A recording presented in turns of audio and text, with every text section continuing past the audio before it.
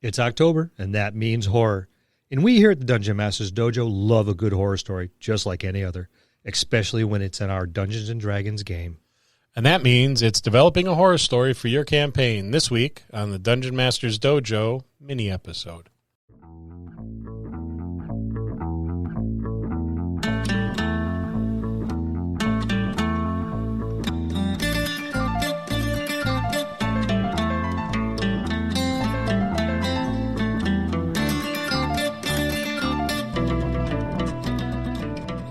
Hello, and welcome to another episode of the Dungeon Masters Dojo podcast.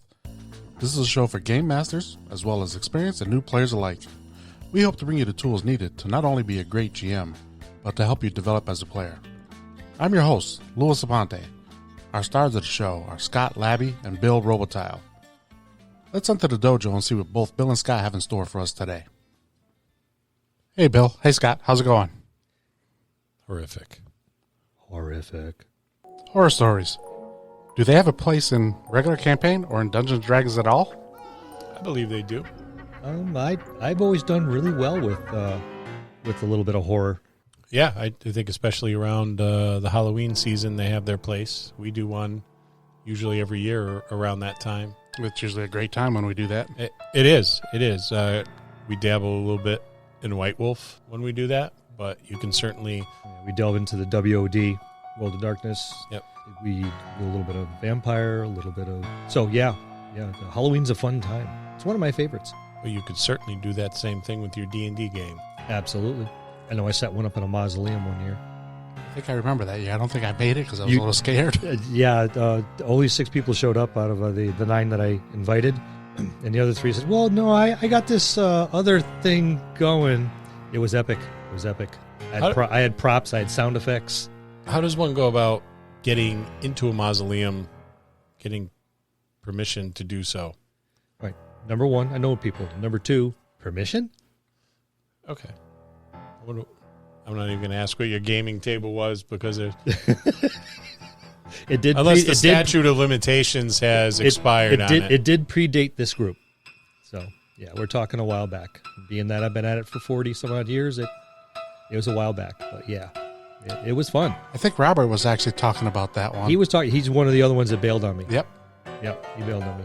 But, I mean, I had it set up where I had sound effects. I had assistants out in the perimeter of the area. Running chains and sounds and things like that. That was exactly 30 years ago. I had to remember how old I was. I was 20 years old. Yeah, 22. yeah. It was probably about 30 years ago. And I even had a friend of mine who had a massive Rottweiler, and he showed him at shows. And I used to go too, and I knew all the hand signals. And he brought him with a big spike chain and the whole bit, and gave him something to eat, so he was drooling a lot, and then would send him off, and he caught my hand signals, which everyone thought I was just kind of talking. Well, I was actually using the hand signals, and on cue, I called for this giant hound from hell, came out of the darkness, and sure as crap, this 180-pound Rottweiler comes out of nothing and just comes up alongside me. I just reached out and started petting its ear nonchalantly, like it was there the whole time. It sat down alongside of me, started looking the table over, and after a few minutes, I just gave a little signal, and he blew the little dog whistle. The dog just kind of got up and quietly, and I gave him a little pat, and he quietly walked away, and I never looked at the dog at one point at all. I just looked at the table, and the whole table staring at this dog that came out of nowheres on cue in a mausoleum during Halloween. Yeah, it was fun. Yeah, I remember hearing the stories about that. Sorry, I missed it. I tried to put another one together. No one would show. We knew better. So, yeah, Halloween. I love Halloween. And Halloween, of course, is the prime time to add a little element of horror to your D&D campaign, even if it's just a one-shot. If you're just even dabbling into it just for a couple sessions, it's still a really good time to do so out of any time of the year. I mean, you can dip into the Ravenloft if you want, which is a little, kind of already set up for you, but that's a little expected. It's a little more fun to throw a one shot and start it off like anything else, and then slowly start turning up the horror-o-meter and see what happens. And that's what we're here to talk about. The horror-meter. Horror meter. I'm not even going to try to say it. It'll sound bad. No, I could say horrorometer, but I couldn't get the damn intro right. We had to do it like 12 times. Support the Dungeon Masters Dojo by heading over to Apple Podcasts and Podchaser to leave a review. Take the time to leave a comment as well. This helps make us more searchable to those listeners interested in content such as ours. But more importantly, we want to know how we are doing and what topics you would like to hear about. Another way you can support the DMD is with a small monthly donation so we can continue to deliver quality content to you, our listeners. This also helps us upgrade and replace equipment. Head over to Anchor, to the Dungeon Masters Dojo page, and click the support button. Now on to this week's episode. So designing a horror story. Let's talk about that. Yeah, designing a horror story for your D&D campaign or any other tabletop RPG is really no different than developing any other sort of story. It's important to determine where your starting point is and where your plot hooks are going to be placed and, of course, the general plot of the story. So if you're new to dungeon mastering or if you are new to developing and running a horror adventure, it's probably best that you do a series of one-shots and not attempt to develop an entire campaign based on horror. Unity is key in designing a horror story, so every encounter should be, interrelated. They should fit with the theme that you choose. It's very hard to make a horror story work if there's no theme or interrelationship between the various encounters, whether they be combat encounters or not. There's got to be an end. An open-ended story just doesn't work, so there needs to be a clearly defined ending point, a final showdown, something that indicates a finale. Let's not forget the most important aspect of every horror story, and that is quite simply an element of horror. Without this, it's just a story. So as a dungeon master, you have to be certain that you can bring that sense of horror to your table so that there is suspense and fear. This is not always easy and can seem a little daunting, even to a seasoned dungeon master. You need to ramp it up. You're going in a different direction here. So there's a reason why there's specific authors dedicated to horror, and they don't often leave their genre. It's a niche, and it's, in my opinion, it's not always easy to write a horror campaign and then run it at the table. You have to be very good at delivering that type of story element to your players for it to really. Well, yeah, you do a little bit of research, and then you got to set the mood. Yeah, and you could easily run into a situation with like Alien and Aliens.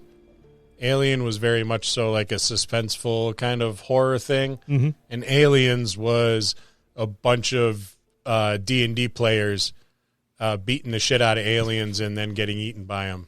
So it wasn't scary. Yeah, you went from a story to a dungeon crawl. Yeah, they were like really well prepared, and I mean, granted, it was a good movie, but still, it wasn't a horror movie, really. Right. Not like the first one. Well, you got your mood of horror. You're going to need to develop a mood for your game.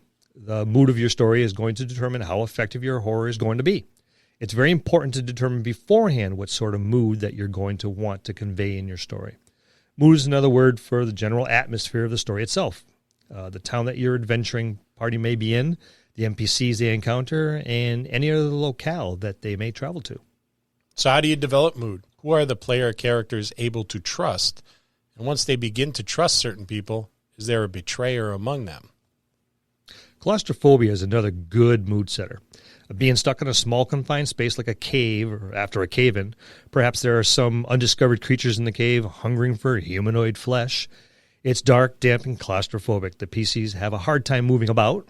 They are unable to swing their weapons effectively. Some may not even be able to see. Confusion can add to the atmosphere of your horror stories as well. Adding confusion, such as the PCs not knowing what's going on, what's happening, or having to question where they actually are or if what they're experiencing is even real. Look at any well-done horror movie, and there's always an element of desperation, as though the main characters could meet their end at any minute. To effectively convey a feeling of desperation at the game table, make sure your antagonist is not something that the players or the characters can easily handle. This may require doing a great deal of research and an already existing monster so that you really know how to effectively portray them. If an existing monster in Dungeons & Dragons lore is not a good fit for your horror story, then homebrew one. Make sure that there's some lore behind it. This will add the element of horror, along with desperation, and a good sense of paranoia is always essential to a good horror story. And this works beautifully with the betrayal and distrust. Yeah, you have to have that scene where someone's running through the woods and repeatedly falling. Yes. While whatever homebrew monster you have is casually strolling through the woods with no matter how slow the mummy runs, someone always trips and the mummy's right there. You got to have a good screamer at your table too. There you go. The interactions of the players with NPCs in their environment should feed into this atmosphere for it to be an effective horror story at the table. The atmosphere has to be consistent. If it's not, then you run the risk of having your Dungeons & Dragons story have elements of horror and not your horror story have elements of Dungeons & Dragons. Take the time to select one, maybe 2 elements of mood to add to your horror story, but I wouldn't take more than 2. Doing so will muddy the waters a little bit and derail your horror story. If you're going to take more than one element, make sure that they work well together. Otherwise, your players and their characters won't know what to feel. When choosing a setting for your horror story, I recommend just making up your own setting. Now, this could be in the Forgotten Realms, Eberron, or whatever campaign setting your group happens to use. Just make up a particular setting for the horror story. No need to make up an entirely new campaign setting. Your setting can be an old ship, perhaps the PC boarded an old sailing vessel that they found adrift at sea. They're exploring the ship, when they discover that the boat they came on is gone. Now they're alone on this ghost ship. Maybe it's a castle or an old manor house, a seemingly peaceful sylvan wood, a small town. Whatever your setting is, determine how the horror is going to fit in that setting. Again, the two have to be interrelated for your horror story to work effectively. When determining your setting, make sure that you add an element of shock to it. Something that your PCs wouldn't expect to see or encounter in the particular setting you've provided them. For this to work, it cannot be too much of a cliche. If you're going to go with an old cliche, you have to somehow make it new and exciting, or else your players are going to have an expectation of what's going to be around every corner, and that's going to strip the horror out of the game. Good point. Now on to the meat, the plot. All the hard work that you've done developing your story means nothing if there's no reason for the PCs to be where they are at that point. So, the plot, like in other stories, is still very important to the horror story. Make sure you have a good plot. Simply put, if the PCs have no reason to be there, they're not going to. Sandbox and horror stories just don't work well together, so there's got to be a general outline for the plot. Don't give PCs free rein. They'll derail your horror story within the first 20 minutes of the first session. You know how those PCs do it. Yeah, Lou. I didn't do it this time. When dealing with a horror story, the what, who, why are all really important. And because of this, the freeform style just doesn't work. One thing to also give some consideration to is that the storyline, if it's too rigid, it doesn't work. You're going to have to find that happy medium in between. For the DM, they're going to need to know how to balance these two extremes. And what that entails really is knowing what the motivations of your antagonist and NPCs are and how they're going to execute their plans. Player agency should also come into play here. You don't want to railroad your players, but you want them to work within your story, so provide them with opportunities to do so and be creative. And now, onto the hook. If you're like us, then your players will never do what you want or expect them to do. They're going to do precisely what they want to do and throw a curveball every time. How do you get them into your horror story? I will seldom bring the horror story to my players. I will most often bring the players to the horror story and then keep them from leaving. They're stuck on a ghost ship, and the ship they arrived at, the ghost ship inn, is now gone. The quiet sylvan village they have arrived in is full of secrets, but now there is an invisible barrier that keeps them from escaping. Why? They're going to have to determine why that is. Bring your PCs to the story. Make it so they can't leave until they've worked through the story. There's got to be something done for that magical barrier to fall, allowing them then to walk out of the village. Perhaps at the end of a gruesome day, they simply pass out on the deck of the ghost ship, and then next morning awaken to a simple fishing ship pulling up alongside of them. One of the big points that I think should be remembered is that there is an inherent social contract to any tabletop role-playing game, and Dungeons & Dragons is no exception. When running a horror-themed game, I always like to have a discussion with my players to reestablish what is appropriate and what is off-limits. I encourage you to do the same as well, and once that's established, to abide by those those limits. Absolutely. You know, some people aren't going to be comfortable. So let's make them all comfortable and have a good time. Hey, guys. What's up? Tom just came in. Tom? Yeah. Hi, Tom. Hi, Tom. Believe it or not, he's one of our WOD GMs for us that's run a couple games for us. Yeah, he is the WOD GM. Why don't you guys get some input from him and see what he has to say? Well, we're going to lock the door so he can't leave. It's locked. Hi, Tom. How you doing? Excellent. We're doing great because we were blundering our way through an episode on horror stories, and you just happened to materialize. Lo and behold, here's our expert on horror stories. I wouldn't call myself that. Well, you won't, but we will because you're better at it than we are. By leaps and bounds. So when you're putting together, now Tom runs D&D and World of Darkness. Yes. As well. But when you're putting together even if it's just something that's going to last a session or two, you know, like our Halloween one-shots that we do, how do you put that together and make that different from like a standard like D&D or like a modern adventure? How do you add that element of horror and the supernatural to your campaign? Because when you run, we're in, you know, oh, yeah. we're into the story, we're, you know, into what's going on, and we're having a good time. What is it that you do to kind of... What's your inspiration? Yeah. I guess I like using people against themselves, characters against themselves.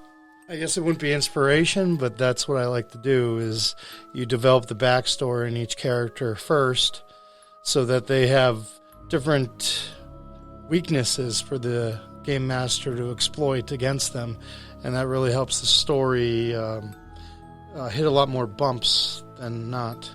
And we've said it a bunch of times, drama is a good story.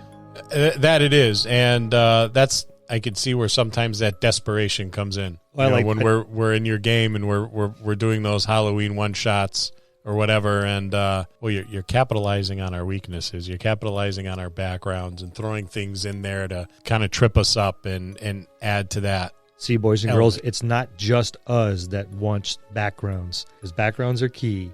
I think another key point also is knowing your players before you do a horror story. I mean, you could set up a horror story with a new group, but it's not going to be as good as if you're playing a horror story with a group of people that you know, and you know their weaknesses, and you know what they're going to jump at, where you can flip the script on them. You know, they're going to go after a monster knowing that they know how to take it on, and for it to be a completely different monster, or for it to have a different set of weaknesses than normal, or for any other opportunity. Certain people like to just be a little chaotic. Certain more than people, even Tom looked at Lou. And he's our guest that just happened to walk in. That's beautiful. That's not fair. and that's knowing your players. That's knowing your players. There you go. And for someone like, I guess, Lou, you throw in something that's going to hinder the party when he jumps at it. And that adds a little bit of a handicap to the party. There you go. So, I mean, and I think it's beautiful that he hit a bunch of points that we've been over in previous episodes and stuff, all in a nice little nutshell right there.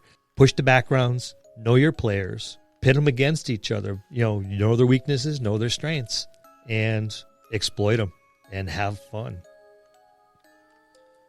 And that's this week's mini episode on developing a horror story for your campaign. Look for more DM quick tips, our new segment, A Monster in Minutes, and the all-new mini episodes for this month. Halloween is in October, and that means all our Dungeon Master Dojo's content in October is Halloween-themed. See you next time in the dojo. That's going to conclude this episode. Thanks for tuning in and listening. Please subscribe to the podcast for more great content. If you'd like to hear a particular topic, you can reach us on Facebook at the Dungeon Masters Dojo, or you can drop us an email at thedungeonmastersdojo@gmail.com. Thank you, and have a good day.